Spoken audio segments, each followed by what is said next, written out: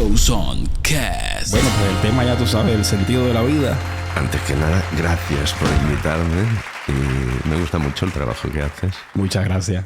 Óyeme, Carlos, pues preséntate. Bueno, yo trabajo hace muchos años como psicoterapeuta, ¿vale?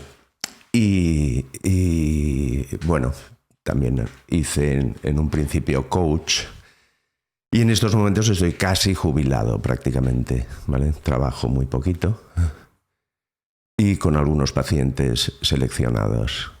Voy incluso acabando la terapia de algunos pacientes, dándolos de alta y seguramente acabaré pasando a otra persona los que queden en el momento que decida jubilarme del todo. Ya llevo muchos años y bueno, hay que saber retirarse a tiempo. Exacto. Sí, eso Vale. es muy importante, ¿eh? Óyeme, Carlos, pues mira, decía Víctor Frank, el que no percibe ningún sentido en su vida, ninguna intencionalidad y por tanto ningún motivo para seguir viviendo, esa persona está perdida. Fíjate que yo estuve asociando esta frase, ¿no?, con muchas cosas que yo percibo que están pasando ahora y me puse a leer un informe acerca de lo que les gustaba hacer a los muchachos, a las nuevas generaciones ahora, sobre qué querían ser ellos de mayores. Y yo me acuerdo que en mis tiempos lo típico era que yo quiero ser bombero, quiero ser como mi padre, quiero ser como fulano, como tal jugador de baloncesto. Pero ahora, sin embargo, los jóvenes todos quieren ser famosos. Quiero ser youtuber. Quiero ser la fama porque sí. O sea, es como que estar en el medio porque lo bueno es lo que aparece, porque lo que aparece es bueno. Porque vale. Sí, ¿sabes? Entonces, claro, yo asocio todo esto a precisamente las depresiones que están habiendo, índices de suicidios que van subiendo cada vez es más y más. Y yo digo, ¿puede haber una relación? La hay, de hecho, está totalmente relacionado, ¿vale? Lo mental es social, ¿vale? Digamos, el psicoanálisis, la psicoterapia, la psicología es parte de la sociedad, ¿vale? Y va cambiando conforme va cambiando la sociedad. Hasta hace relativamente poco tiempo, ¿vale?, la depresión formaba parte del declinar de la vida, del atardecer, del ocaso, de la senectud, de las personas mayores. Es decir, vale. la depresión aparecía a medida que nos íbamos haciendo mayores y la vida iba llegando a su término. Esto hoy en día ha cambiado. Se están dando muchísimos casos de depresión en todas sus formas, porque la depresión adopta muchísimas formas. La depresión adopta la forma de la anorexia, la forma de la bulimia, la forma de la toxicomanía, de la drogodependencia, de la dependencia al elemento tecnológico, ¿vale? Okay. Al objeto no humano, ¿vale? Todas esas son las formas en las que la depresión se muestra. Y lo que está ocurriendo realmente hoy en día es que la depresión está afectando a los jóvenes, ¿vale? No es normal que la depresión afecte en el momento de la adolescencia, de la juventud. La adolescencia, la juventud es el tiempo del deseo, es la primavera del deseo, ¿vale? No tiene ninguna lógica que esto sea así, ¿vale? Entonces, podíamos encontrar la causa principal en que en los últimos tiempos, en los tiempos que estamos viviendo, ha ocurrido un cambio, ¿vale? Una metamorfosis. Antiguamente siempre se vivía en función a la necesidad, ¿vale? La necesidad puede ser cubierta. Uno tiene una necesidad, sea cual sea, está muy relacionada con digamos, la urgencia de la vida, con el instinto. Okay. ¿Vale? La necesidad de comer no se puede saciar con agua, bebiendo. Tiene que ser comiendo. Claro. La necesidad de comer urge saciarla comiendo. Lo que ha ocurrido hoy en día es que esta necesidad por, digamos, por la influencia de la sociedad en la que vivimos y el sistema, esta necesidad se ha convertido en vacío, ¿vale? Y el vacío ya no puede ser satisfecho, ¿de acuerdo? Lo que tú decías antes, precisamente los influencers son los que generan estos vacíos, contribuyen a generarlos. El trabajo de influencer consiste en generar nuevos vacíos que a su vez creen otros vacíos, ¿vale? Evidentemente, si uno tiene una necesidad, por ejemplo, se podría explicar, como lo hacen algunos pacientes en terapia, que me dicen, mira, voy al supermercado, ¿vale?, a ver qué me falta. ¿De acuerdo? Es decir, es el sistema, la manera en que los productos están expuestos en el lugar, lo que crea la necesidad. Y esa necesidad no es una necesidad que pueda ser cubierta. Si yo hago una lista de la compra, necesito aceite, azúcar, arroz, voy al supermercado, cubro mi necesidad, pago y me voy a casa. Ya está, esa necesidad está cubierta. Pero si yo voy con una sensación de vacío, ¿vale?, voy a volver con el carro muy lleno. ¿De acuerdo? Sí. ¿Vale? Y ese mismo objeto va a crear un nuevo vacío. ¿Por qué? Porque no me va a producir la satisfacción de poder cubrir una necesidad. El vacío no puede ser cubierto por ningún objeto externo, ¿vale?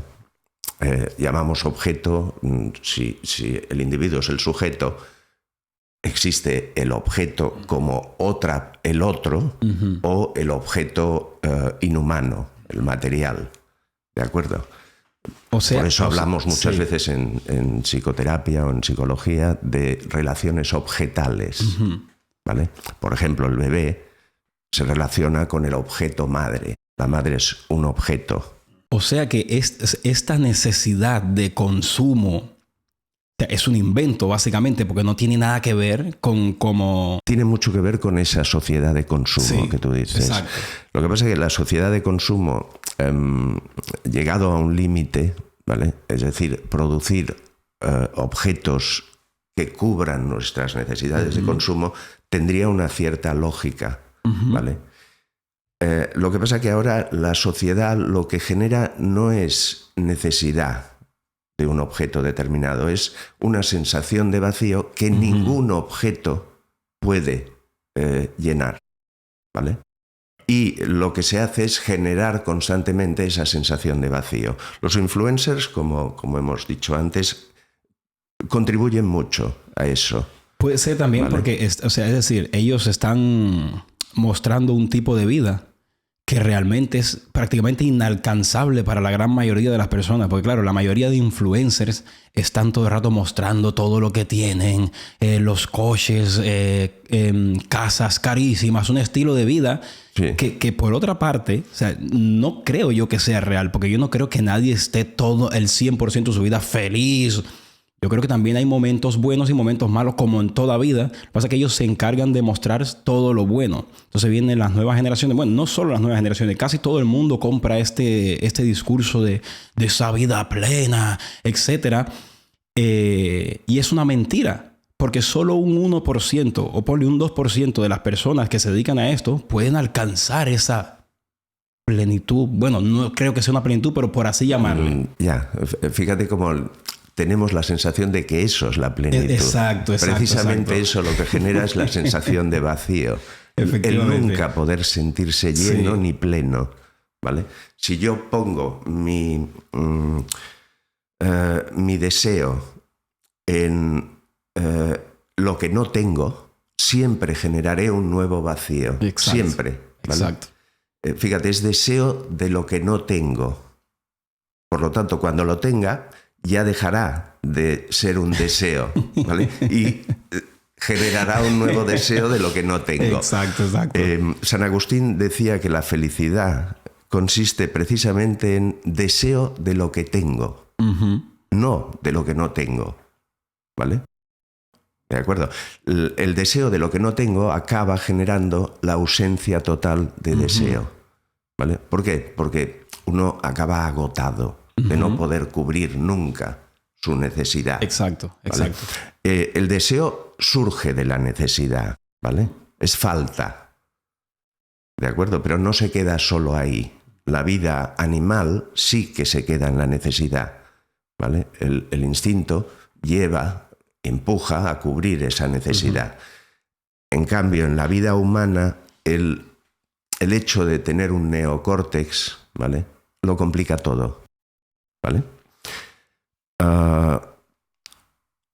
Fíjate que nadie se pregunta cuál es el sentido de la vida cuando todo le va bien, ¿vale? Cuando nos sentimos a gusto con nuestro trabajo, cuando nos sentimos a gusto con la familia, con la relación, con el mundo en general, cuando nuestras amistades lo son, de hecho, funciona, cuando tengo una vida social rica, ¿vale? Nadie se pregunta cuál es el sentido de la vida cuando las cosas funcionan así, ¿vale? Por lo tanto, hay que ver lo relacionado que está el sentido de la vida, el deseo de vivir, precisamente con esa palabra que es fundamental en el mundo de la psique. La palabra fundamental en el mundo psíquico es el deseo, ¿vale? El deseo de vivir. Decía Alexander Lowen que si una vida no tiene sentido, es que hay muy poco placer en ella. ¿De acuerdo? Por lo tanto, el deseo, el placer, el sentido tienen relación. Vale. ¿Vale? Ok, una gran ok. relación, además. Es muy interesante porque me vienen a la mente ahora los estoicos. Me vienen a la mente los estoicos. Precisamente ellos decían que uno tiene que satisfacer lo interno. O sea, es decir, no te preocupes tanto por lo que hay fuera, sino por lo que hay dentro de ti. La felicidad empieza desde dentro. Sí, pero fíjate, hay un pequeño problema en esa filosofía. Bueno, hay muchos, ¿eh? Ojo, yo he visto muchos. Fíjate, el deseo, ¿vale? Mi deseo depende de ser deseado por un deseo que no es mi deseo, que es deseo del otro, ¿vale? Por lo tanto, no todo viene de dentro. Es más, creo que todo viene de fuera. ¿De acuerdo? Es decir,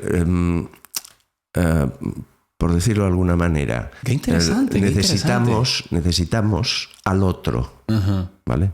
De una manera tan devastadora, tan intensa, ¿vale?, que no se puede concebir el deseo más que como deseo del otro.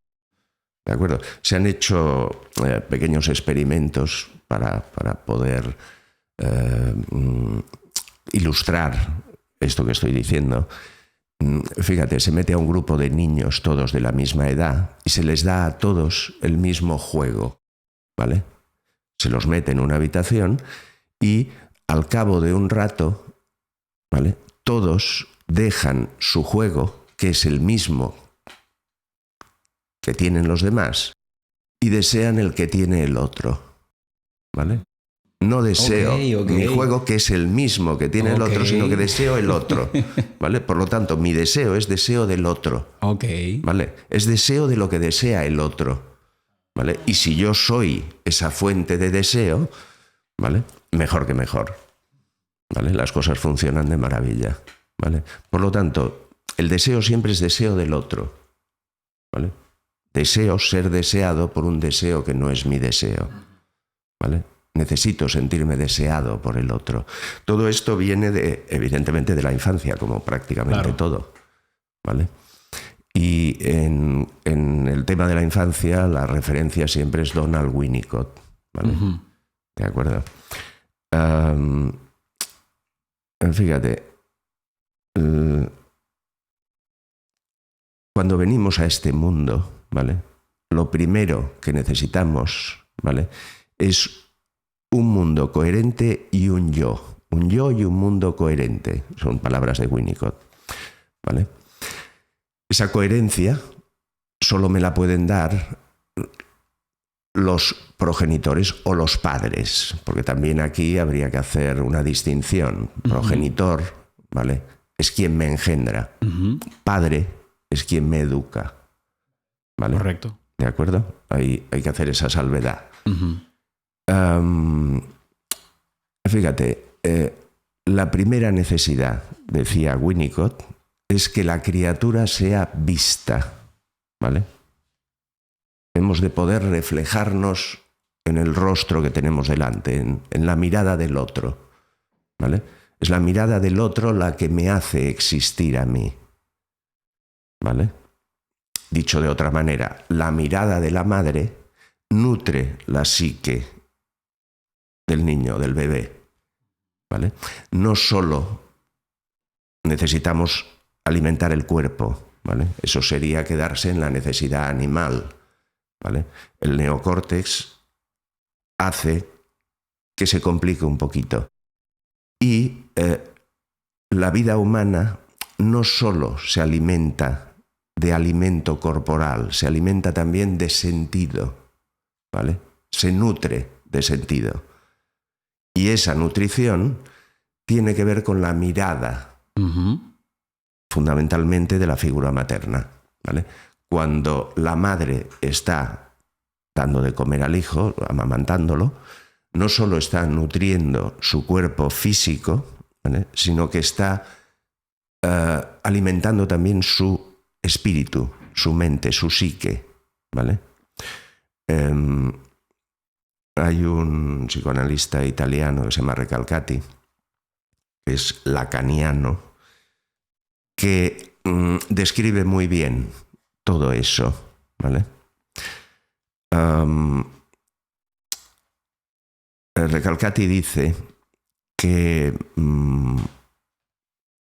la madre, ¿vale?, es lo que sostiene, lo que permite, cuando la vida llega al mundo, que la vida no caiga en el vacío, que se sostenga la vida en la vida, ¿vale? Que es la figura materna la que evita que la vida que llega al mundo caiga en el vacío, como cogiendo esa vida y colocándola en la vida. Eso es lo que le da sentido, ¿vale? Una vida vacía es una vida sin sentido, ¿vale? Y esto enlaza con lo que hemos empezado hablando del vacío que produce la sociedad en la que vivimos. Es el mismo Recalcati, parafraseando también a su maestro Lacan, el que habla de lo que se dio en denominar el discurso del capitalista, ¿vale? El discurso del capitalista es el que ha metamorfoseado esa necesidad, convirtiéndola en vacío, ¿vale? Y luego produciendo objetos que siempre recrean, ¿vale?, y producen nuevos vacíos, ¿vale? Y ese es el problema en el que estamos metidos hoy en día, que hemos cambiado la necesidad humana, algo muy natural, por el vacío. Y el vacío no se puede llenar de ninguna manera, ¿vale? El vacío de un adulto solo lo puede llenar él mismo. ¿Y tú crees, Carlos, que esto es una consecuencia de cómo hemos sido, o sea, cómo hemos venido viviendo a lo largo del tiempo, o tú crees que esto es algo hecho a posta? A ver, esto ya sería meterse en política, ¿vale? Sí, probablemente el sistema capitalista se basa en la producción de bienes de consumo, en el consumismo, ¿vale? Y todo nuestro sistema está basado en el consumismo. Hace ya algunos años hemos visto que este consumismo no lleva a ningún sitio, ¿vale? Lo que pasa es que cuesta mucho cambiarlo, ¿vale? Hay una inercia tremenda, ¿de acuerdo? Ahora, afortunadamente, se está debatiendo muchísimo acerca de todo esto y de cómo cambiar el sistema, ¿vale? Claro, claro, uno diría, este es el problema es el vacío de la sociedad contemporánea que luego se acaba manifestando a través de la depresión, de todas esas, digamos, todos esos trastornos alrededor que englobamos con la palabra depresión, ¿vale? ¿Cómo solucionarlo? Bien, la psicoterapia o la psicología es la que ofrece una solución a todo eso, ¿vale? Y esa solución pasa por la palabra, darle valor de nuevo a la palabra, ¿vale? La palabra ha perdido su valor, ¿vale? Fíjate, la palabra crea el mundo, ¿vale? No vemos el mundo que es, vemos el mundo que somos. Génesis, la Biblia. Mira. Sí, señor. La palabra crea el mundo y dijo Dios, hágase la luz, y la luz se hizo. ¿Vale? Es decir, para que te hagas una idea de cómo la palabra crea el mundo, según le hablamos a un hijo, ¿vale? La palabra de un padre o de una madre hacia su hijo crea el mundo del hijo, ¿vale? Fíjate, me parece que es el mismo Recalcati el que habla en una de sus conferencias, que había tenido una paciente a la que su padre le decía con frecuencia: para vivir hay que escupir sangre, ¿vale? Esta paciente luego cogió una tuberculosis y escupía sangre. Para que te hagas una idea de cómo la palabra crea el mundo. O sea, lo somatizó. Sí, Qué fuerte. El cuerpo es un traductor somático de los conflictos de la psique. Igual que el bebé, el niño, es un traductor somático de los conflictos de los padres. ¿Vale? Fíjate, todo esto tiene que ver con lo que estamos... por donde hemos empezado, por el sentido de la vida, ¿vale? Una vida sin sentido es una vida sin placer, una vida que no es vida, es una vida muerta, ¿vale? Es una vida que no tiene coherencia, que no hay deseo. Y aparte, ¿vale? Curiosamente, este tipo de personalidades, este tipo de vidas, o sea, es el blanco perfecto para meterle, o sea, para llenarlo de cualquier mierda, porque, y con el perdón de la palabra, bueno, aquí en este podcast podemos decir lo que queramos. Vale. Aquí no hay problema, no puedes decir lo que quieras. Porque fíjate, o sea, estos muchachos son muy maleables. O sea, le pueden meter cualquier disparate en la cabeza, desde ideologías parasitarias, lo que sea. Porque precisamente yo creo que cuando una vida carece de sentido, es un vacío perfecto para tú llenarlo con cualquier cosa. Porque yo entiendo que el ser humano tiene que creer al menos en algo. Sí. Esto que tú dices es muy importante. Fíjate, tengo una compañera que trabaja con niños autistas, ¿vale? Y ella dice que cuando entra en una habitación en la que hay varios de estos niños autistas, solo mirar a los ojos a uno hace que éste venga corriendo y la abrace, ¿vale? Es decir, se siente visto, ¿vale? Lo que decía Winnicott, la primera necesidad es que la criatura sea vista, ¿vale? Que podamos, a través de la mirada, infundir, transmitir el deseo. ¿Qué deseo? El deseo de vivir. Y esto fundamentalmente es trabajo de la figura materna. Para que veas la importancia del otro. Que tiene. Exacto. Fíjate, la figura materna sería la gran transmisora del deseo. ¿Cómo? Percibiendo el suyo, ¿vale? Hay una frase que utilizamos muy a menudo: hijos ven, hijos hacen, ¿vale? A través del ejemplo. Si mi madre está animada de su propio deseo, muy probablemente, o con toda probabilidad, será capaz de transmitirme a mí el deseo. El deseo de vivir, el sentido de la vida, ¿vale? Fíjate, esto se hace simplemente mirando a los ojos al niño durante el acto de la lactancia o el biberón, Tan buena madre es la que da el pecho como la que, no teniendo leche, alimenta a su hijo Exacto. con un biberón. Correcto. Sí, sí, sí. ¿De acuerdo? La madre es el nombre que reciben los cuidados del otro, ¿vale? Que permiten esa transmisión del deseo, que permiten que la vida se sostenga en la vida, sea vida viva, ¿vale? Vale. ¿De acuerdo?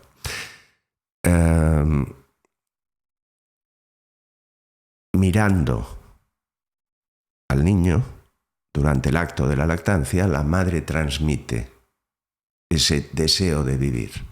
La criatura se siente vista, ¿vale? Se ve muy a menudo con el jueguecito este infantil, que la madre se tapa la cara, hace así, y en cuanto el bebé ve el rostro de la madre, se ilumina, ¿vale? Es decir, el rostro de la madre es literalmente el rostro del mundo, ¿vale? ¿De acuerdo? El bebé necesita ver que el rostro del mundo, ¿vale?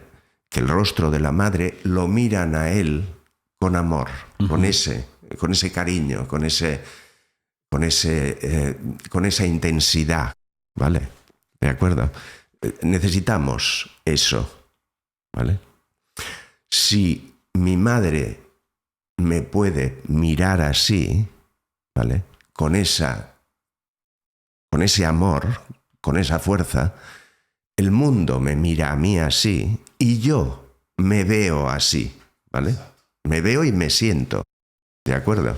Nos sentimos y lo sentimos en el cuerpo, dice Lowen, como nos ha mirado la madre, ¿vale? A ver, hay que ser justos con la figura materna, ¿eh? ¿De acuerdo? En otra ocasión hablaremos de la paterna. Sí, porque justo te iba a preguntar ¿qué funciona aquí? Pues claro.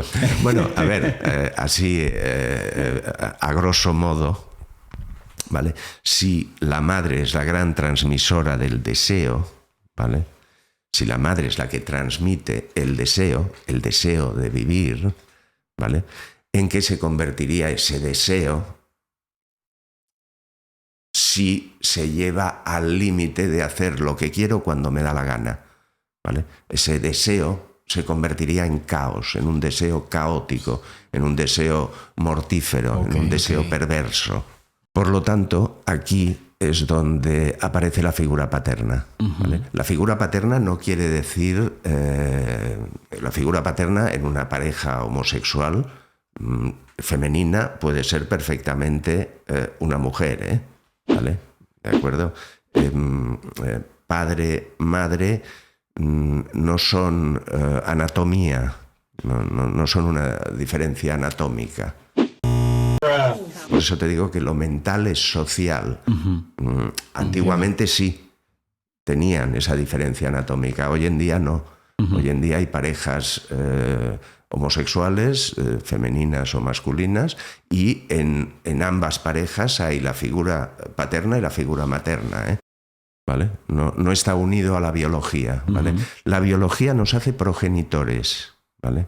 Lo que nos hace padres no es anatomía, no es anatómico, ¿vale? Es la educación. Me viene a la mente un dicho antiguo que escuchaba yo en Cuba, precisamente de niño, que decía que padre no es quien te trae, sino quien te cría. Sí, señor. ¿Vale? Completando lo que decía antes, si la figura materna es la que permite el deseo de vivir, ¿vale? Para que ese deseo no se convierta en un deseo caótico, hago lo que quiero cuando quiero, ¿vale? Ahí entra la figura paterna. La figura paterna, dice Recalcati, también a través de su maestro Lacan, que la figura paterna es la que encarna el deseo en el límite, en la norma, en la ley, ¿vale? La figura materna es la gran transmisora del deseo de vivir. Y la figura paterna es la que coge ese deseo y lo encarna, lo sitúa dentro de un límite, dentro de una norma, ¿vale? El deseo, para ser un deseo, digamos, vivo, ha de respetar la norma. Y la norma ha de permitir el deseo. ¿De acuerdo? Y para eso tenemos esas dos figuras. Fíjate que yo ahora estaba pensando, cuando tú me estabas hablando de todo esto, y estaba ahí asociando varias cosas. Por ejemplo, el hecho de la mirada, la importancia de la mirada de la madre hacia esa criatura. Y fíjate cómo cada vez estamos más aislados de la realidad y estamos muy sumergidos en la virtualidad. Tú ves hoy en día, digo yo por lo menos lo veo mucho en la calle, que la madre viene con su hijo y en vez de prestarle atención al hijo, viene mirando lo que hay en la pantalla. Evidentemente. La famosa pantalla. Sí. Hay una desconexión brutal de lo real. Estamos sumergidos en la virtualidad. Fíjate, ahí lo que se ve es una desconexión con el propio deseo, ¿vale? Si una madre no siente, no percibe su propio deseo, ¿vale? No desea el fruto de su vientre, ¿vale? No puede transmitirlo. No podemos dar lo que no tenemos. Lo que tendremos ahí será una vida vacía. Claro.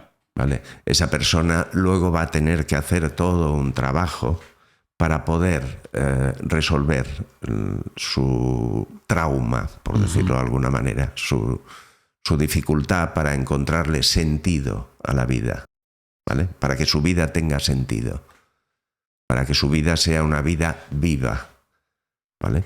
Fíjate cómo en el fondo el sentido de la vida está absolutamente ligado al deseo, a la transmisión del deseo que viene del otro, ¿vale? Y a nada más sentirnos vistos, ¿vale? Amados. Lo que dice Winnicott, el bebé solo necesita amor, cuidados y nutrición. ¿De acuerdo? Cuando dice nutrición no dice solo alimento, ¿vale? La palabra nutrición también incluye el sentido. No solo nos alimentamos de comida, sino también de sentido, ¿vale? Y a eso contribuye fundamentalmente la figura materna. Qué interesante. El problema es el que tenemos. Hay vacíos por doquier, ¿vale? Vivimos en una sociedad que produce constantemente y continuamente nuevos vacíos, ¿vale? ¿Cómo resolverlo? La psicoterapia a través de la palabra, ¿vale? Permite, fíjate, es darle importancia de nuevo a la palabra. Pero no es muy complicado eso, viviendo los tiempos que vivimos hoy en día. No, en principio se puede reparar todo. Y lo digo porque, claro, por un lado, habemos personas que prestamos mucha atención a esto, intentamos solucionarlo de la mejor manera posible. Pero por otro lado, están grupos más grandes que están metiendo en la cabeza de las personas o sea, lo contrario a esto. No, por eso te digo que tiene que partir desde todos los ámbitos, el cambio, y muy principalmente desde la política, ¿vale? Una gran ayuda sería, como se está haciendo en otros países, bajar tarifas, ¿vale? Para hacer el trabajo psicológico, el trabajo terapéutico asequible a prácticamente toda la población. Hoy en día una parte importantísima de la población queda totalmente ajena a la posibilidad de reparar todo esto. Claro, entonces venimos, ¿vale? Con el daño hecho y lo vamos transmitiendo de generación en generación. Eso es como la cadena que no acaba nunca.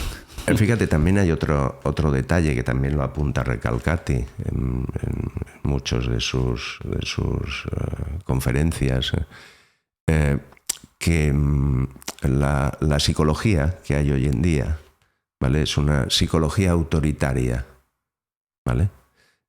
Fíjate, uno va al psicólogo y el psicólogo le enseña cómo hay que tratar la anorexia, cómo salir de la anorexia, le enseña lo que es la sensación de hambre, lo que es la sensación de saciedad, ¿vale?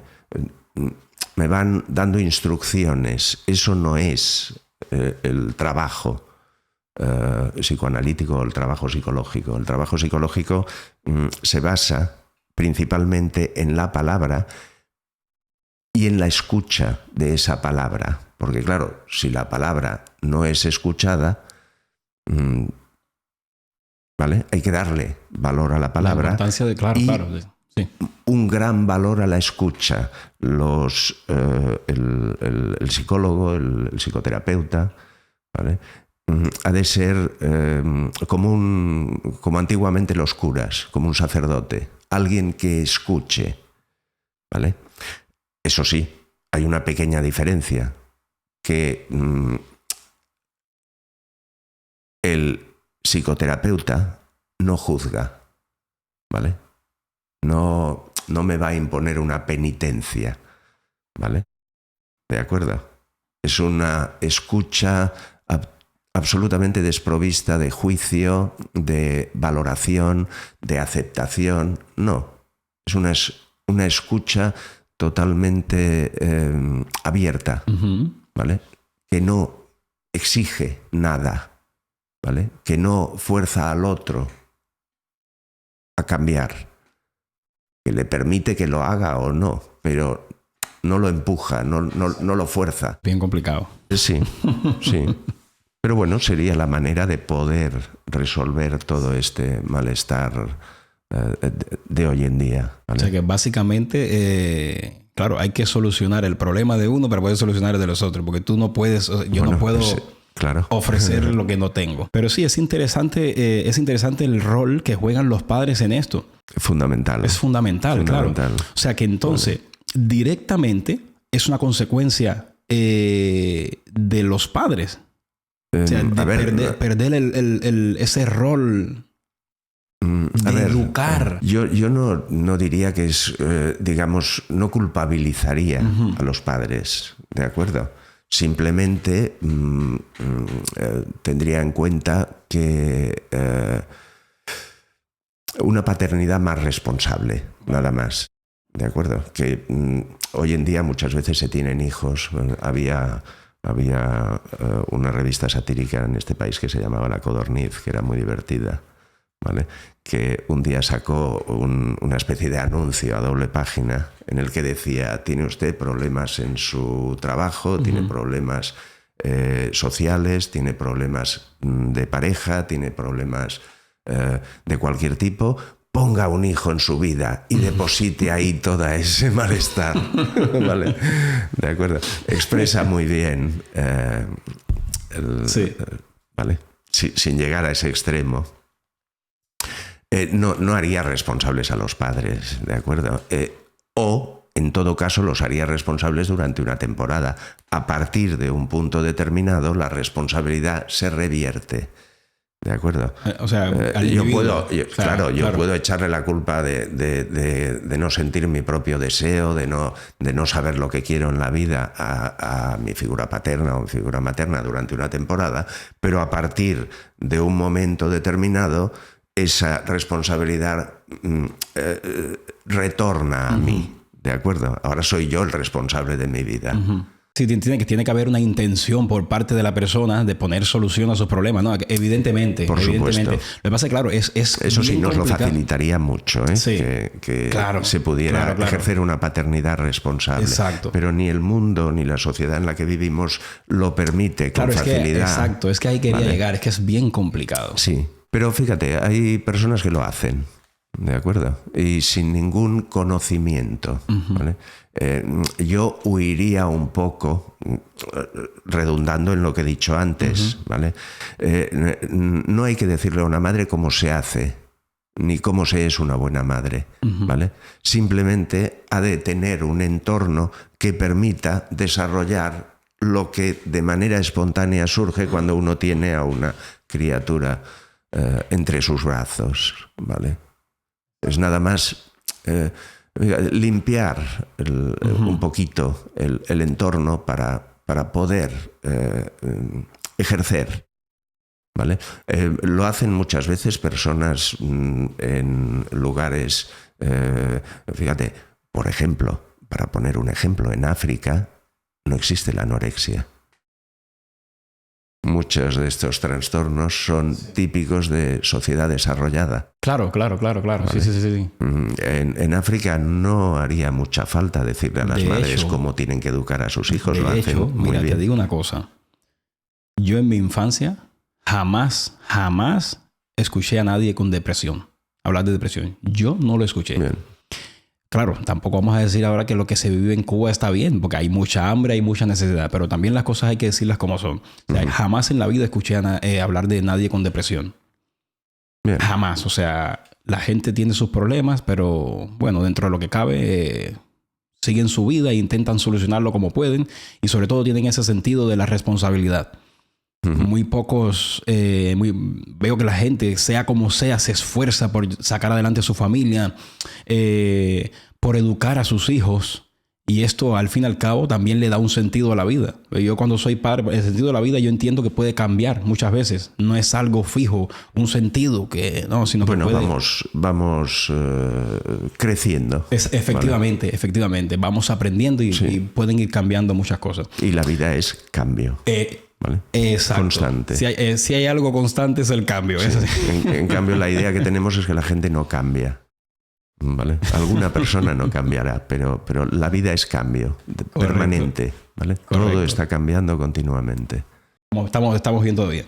Bien, esto que decías tú enlaza con lo que hemos hablado antes, de que la depresión, en todas esas, con todas esas caras, con todos esos aspectos, ¿vale? Son una cosa más moderna, ¿vale? Fíjate, lo mental es social. He insistido un par de veces en ese aspecto. Desde el punto de vista, por ejemplo, pondremos un ejemplo en el manual estadístico de los trastornos mentales, ¿vale? Me parece que es en el DSM-1 o en el 2, había un trastorno mental grave en la sociedad de aquel momento, que eran a finales de los años 50 de la Segunda Guerra Mundial, entre los 50 y 60. ¿Vale? Ese trastorno era la homosexualidad. ¿De acuerdo? Es decir, en la sociedad de esos años, la homosexualidad era un grave trastorno mental con un tratamiento, ¿vale? E incluso estaba en el Código Penal. ¿De acuerdo? Uno podía ir a la cárcel por ser homosexual. ¿Vale? Todo eso ahora ha cambiado. ¿De acuerdo? Totalmente. Es decir, ya se ha visto, se ha perfectamente comprobado que la homosexualidad no constituye ningún trastorno mental. Exacto. Y muchísimo menos grave. Exacto. ¿Vale? ¿De acuerdo? No lo es. En nuestra sociedad casi lo contrario. ¿Vale? Fíjate que lo mental es social, ¿vale? Siempre. Y lo social es mental. ¿Vale? Por ejemplo, creo que en el nuevo DSM aparece sí un trastorno mental nuevo, ¿vale? Que es la ortorexia. ¿Vale? La ortorexia es la obsesión, estar obsesionado con comer sano. ¿Vale? Sí. Están empezando a haber muchos problemas en ese sentido. Sí que hay una obsesión con eso, ¿eh? Sí. Eso es muy visible. ¿Vale? Fíjate cómo lo mental es social. Hay un autor que se llama Yuval Noah Harari, creo. Que habla de algo parecido. Él dice que habla de lo subjetivo y de lo intersubjetivo, ¿no? Entonces te explica cómo la intersubjetividad es básicamente lo subjetivo que hay en la mente de la multitud. Y explica precisamente cómo se vienen transmitiendo estas cosas que se le van metiendo en la cabeza a las personas. Sí, porque hace 500 años atrás, para no irnos muy lejos, los problemas que teníamos en la sociedad no eran los mismos que tenemos ahora. Evidentemente, la palabra crea el mundo. Exacto. ¿Vale? Y de hecho, ahora tú coges, por ejemplo, y tú dices, ay, mira, pues tengo una mala época. me cojo con mi mujer, lo que sea, nos vamos de viaje a no sé qué isla y estamos en la playita, que mira qué bien se está. Pero eso hace años no pasaba. No. Entonces ahí se ve cómo se va transmitiendo. Bueno, en fin. Sí. Es de verdad que es muy, pero muy interesante la mente humana. Lo es, realmente. Es el universo en el otro sentido. Efectivamente. ¿Vale? Ir hacia los confines del universo. Exacto. Óyeme, Carlos, me he quedado con eso. O sea, la importancia de esforzarte por poder poner solución, intentar poner solución a tus problemas para encontrar un Hoy sentido. no hay cultura del esfuerzo. No, ¿vale? no la hay. ¿De No la acuerdo? hay. Hay muy poca tolerancia a la frustración. Exacto. De todas maneras, hay que hacer un pequeño inciso. Educar en la voluntad, ¿vale? Para que tengas una idea, una anoréxica, ¿vale? Es una enferma de la voluntad. ¿De acuerdo?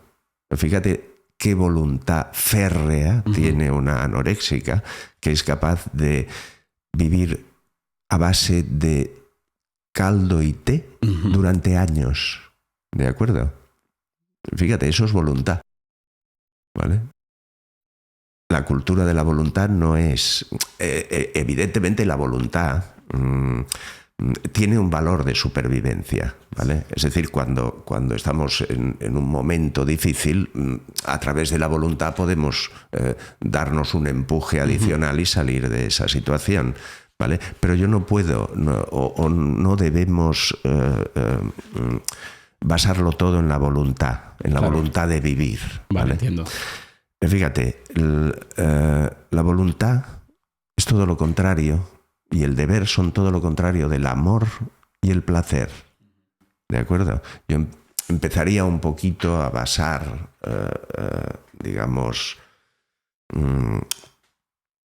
todo el aprendizaje en el placer de saber, el placer de hacer cosas, el placer de aprender, ¿vale? Y para eso habría evidentemente que erotizar. Claro, El saber. Entiendo. ¿De acuerdo? Si se erotiza el saber, ¿para qué diablos necesitamos la voluntad? ¿De acuerdo? Para levantarme a las 5 de la mañana para ir a esquiar el fin de semana no necesito mucha voluntad. Pero para ir a las 10 de la mañana a trabajar... Ahí sí que se requiere de voluntad. Bien, si trabajo en lo que quiero, ya... Exacto. ¿vale? Entonces se trataría, evidentemente, de orientar a las personas hacia su deseo, ¿vale? Hacia eso que le puede dar sentido a su vida, ¿vale? Solo el hecho de estar orientado hacia ese deseo ya coloca la vida en el sentido, ¿vale?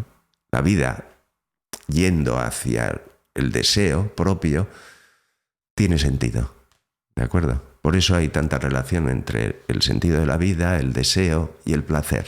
Me ha gustado mucho tenerte aquí, Carlos. Encantado. No te voy a quitar más tiempo porque sé que estás ocupado. Ahora menos, que estoy medio jubilado. Ahora, bueno. Pero lo dicho, un placer tenerte por aquí. Así que nada, nos vemos en el siguiente. Bye.